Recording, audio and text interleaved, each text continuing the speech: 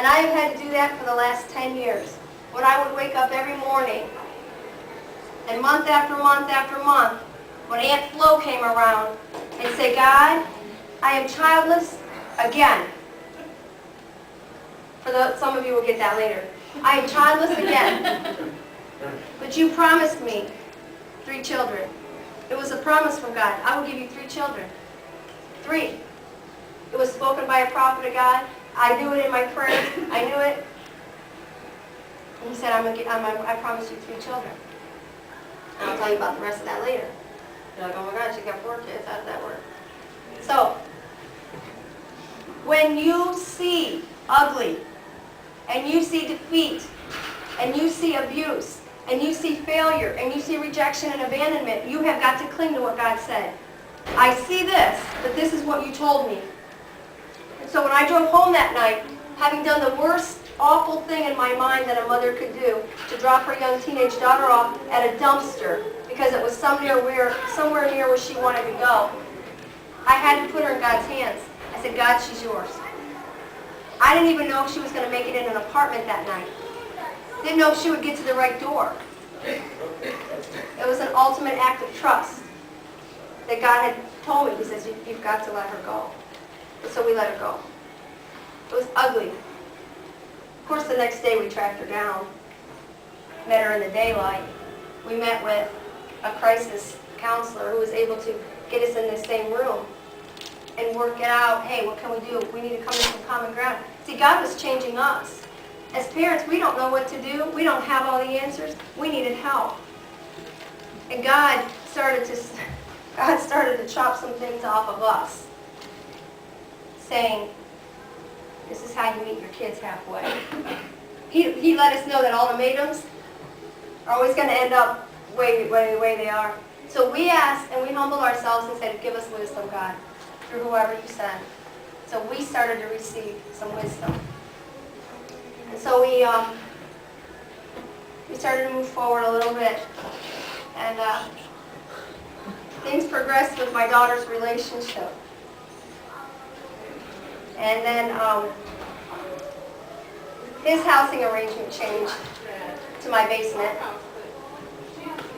Because as much as the problems we had, we weren't going to let him go homeless either. And somehow, deep inside, we knew that God was doing something. And we had no choice. Sometimes you don't always like those people that God puts around you.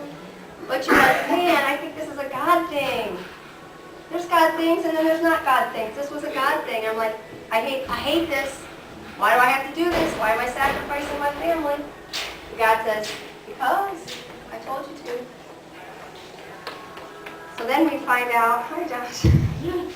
Then we find out it gets better. They're going to have a baby. It's great being a pastor. Because you live in a fishbowl. And you know what? Guess what? That's the next, well, God started chopping that off of me a long time ago. That it's not about what people see or think. It's about honoring Him. Sometimes we sacrifice our children for our reputation or for our convenience. And I want to just ask you, what are you doing in your life right now to your children to protect yourself? Oh, that's going to make us look bad. People are going to talk. I've heard parents go, those people are going to think I'm the worst parent. Well, you know what? Let them think it. You have to honor God. It's not about what your kids make you look like. Jesus gave it all up. He didn't care what he looked like, the Bible says. To bring honor and to bring us back to Him. And so Bob and I have had to keep going back and saying, man, if Jesus forgives him, we have to forgive him. And I got a real glimpse from God about who my son-in-law is. And I only share this because I feel like God has set this up for us. And that's why they're actually not here this morning, otherwise they would have been. God gave me a glimpse of my son-in-law. You know, often the opposite of what you see in someone is what God has made them. And so I saw a violent, selfish, disrespecting, abusive, womanizing, jerk process. Thank you. So God sees, and I know this is what God sees, a loving, compassionate, kind, and gentle, nurturing father and husband. Mind you, he already has a 3-year-old who he's not ever supported and who will probably go to jail for the child support this year. And then therefore miss the birth of his second daughter. But you know what? It's in God's hands.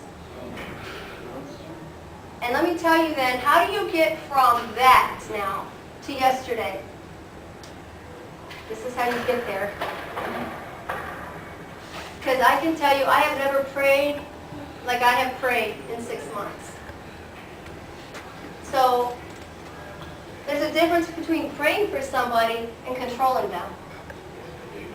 That is not an easy lesson to learn. I pray. And I refuse to see what the world sees. I even refuse to listen to some of it. I even refuse to hear what his own mother says, who said, you need to snatch your daughter away from him and never let her go back.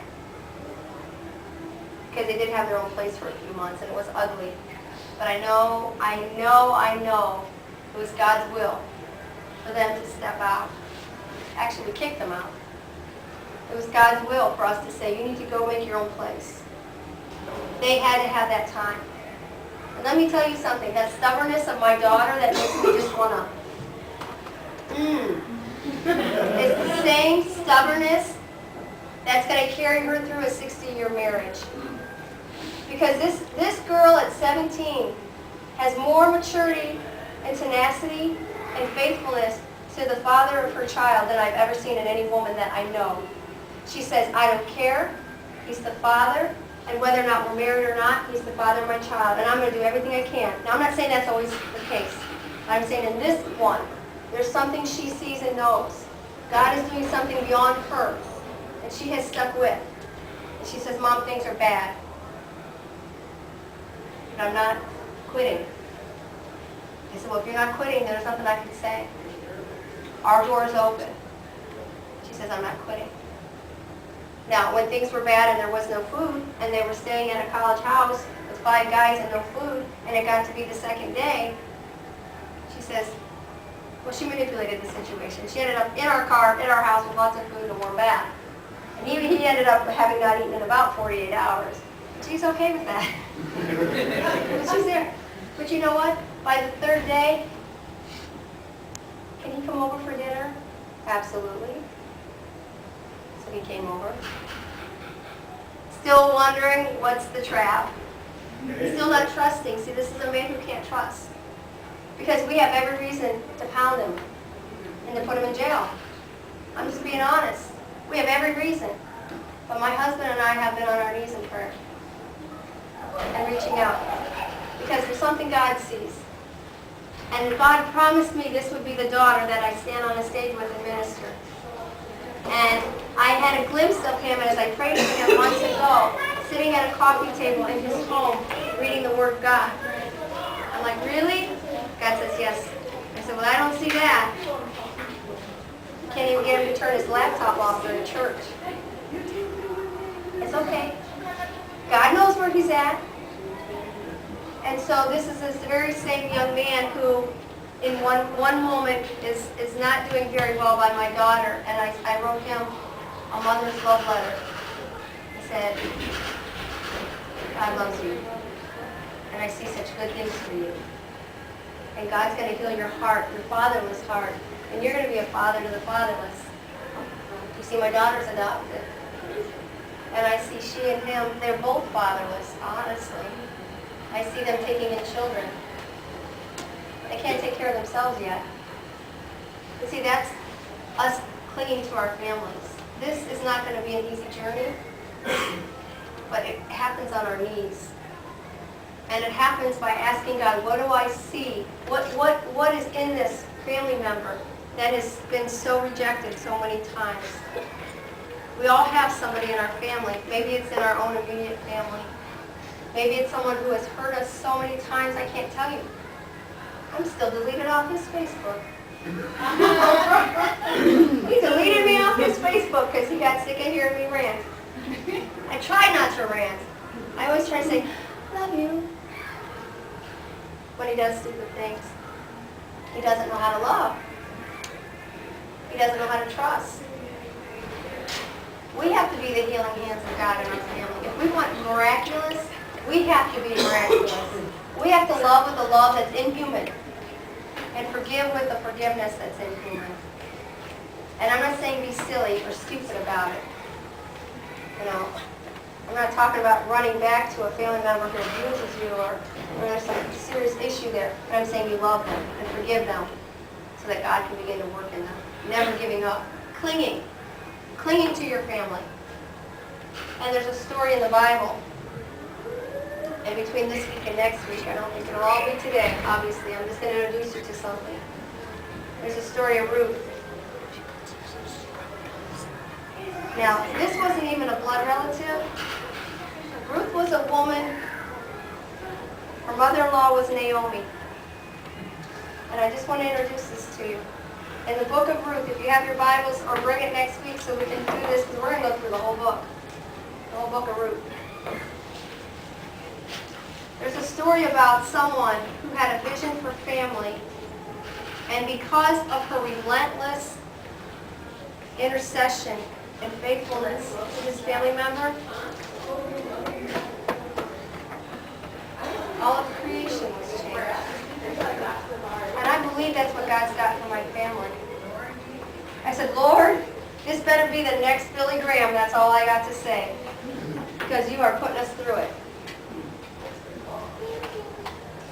So this young man who has not been so noble, and who sends my daughter home on a police car, was laughing in my backyard yesterday with my children and my husband. And that's first fruits. And I claim that for my family, and I claim it for your family. And in Ruth it says, in the days when the judges ruled, there was a famine in the land. It was bad economic times, let's just say. And a man from Bethlehem in Judah, together with his wife and 2 sons, went to live for a while in the country of Moab. The man's name was Elimelech, and his wife's name was Naomi, and the names of their 2 sons were Mahlon and Chilion. They were Ephrathites from Bethlehem, Judah, and they went to Moab and lived there. So here's a family. We're family. Everyone has a family, and it's tough times. So here they go. Next thing you know, this poor woman with these 2 sons and daughters-in-law, her husband dies. Well, okay, that's all right. She's got 2 sons to provide for her. They die too. All she's got is 2 daughters-in-law. They're not even related to her by blood. If we jump down to verse 6. Well, let me just go ahead and say it. Now Elimelech, Naomi's husband, died, and she was left with her 2 sons. They married Moabite women, one named Orpah, although I think that looks like Oprah to me, and the other Ruth. After they lived there about 10 years, both Mahlon and Chilion also died, and Naomi was left without her 2 sons and her husband. Now she's got no way to be provided for. Then Naomi said to her 2 daughters-in-law, go back, each of you, to your mother's home. So these are 2 sisters-in-law. They're not married. I mean, they're not related either. So we got 3 unrelated women, only tied by the men that they were married to. Go back, each of you, to your own mother's home. May the Lord show kindness to you as you have shown to your dead and to me. May the Lord grant that each of you will find rest in the home of another husband. So she blessed them.